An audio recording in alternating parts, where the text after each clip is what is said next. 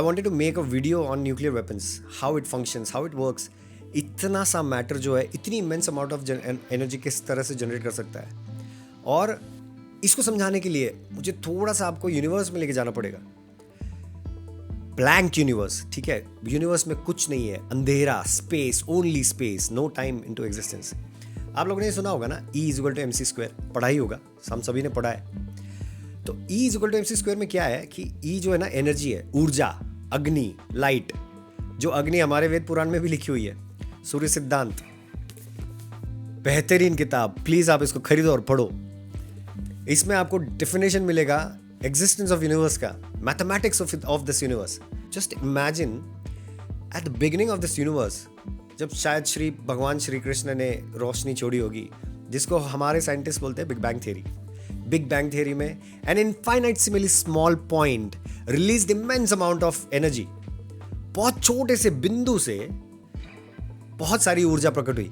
वो ऊर्जा, अग्नि, वो रोशनी, वो light started traveling in the space at the speed of light, that is 3 lakh kilometre पर सेकेंड। तो मैं ये कहना चाहता हूं कि उस रोशनी को रोकने वाला कौन था, क्योंकि at the speed of light there is no time, समय शुरू नहीं होता। समय तब शुरू होता है जब किसी भी मैटर की उत्पत्ति होती है। मतलब रोशनी की स्पीड को रोका जाए।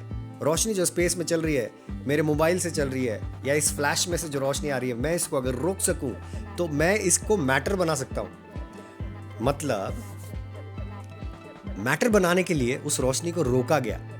किस तरह से रोका गया, ये बहुत बड़ा सवाल है, लेकिन वो रुका। वो रुकने के बाद इलेक्ट्रॉन, प्रोटॉन, न्यूट्रॉन्स, ये सब फॉर्मेशन हुआ।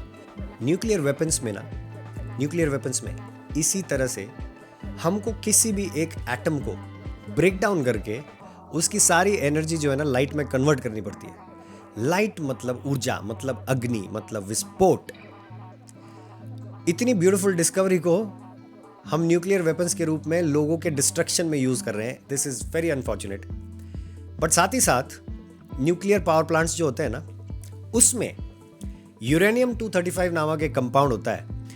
और जब एक यूरेनियम 235 का एटम ब्रेक डाउन होता है ना, तो उसमें से जितने 235 प्रोटॉन्स और न्यूट्रॉन्स निकलते हैं, वो आसपास के एटम्स पे जाके टकराते हैं। और वो आसपास जाके टकराते हैं तो वो भी फटते हैं, फिर वो फटते हैं, फिर उनके प्रोटॉन्स न्यूट्रॉन्स रिलीज होते हैं, फिर वो और आसपास जाके टकराते हैं। ऐसे चेन रिएक्शन शुरू हो जाता है और इतना सा मैटर इतना बड़ा विस्फोट ले आता है।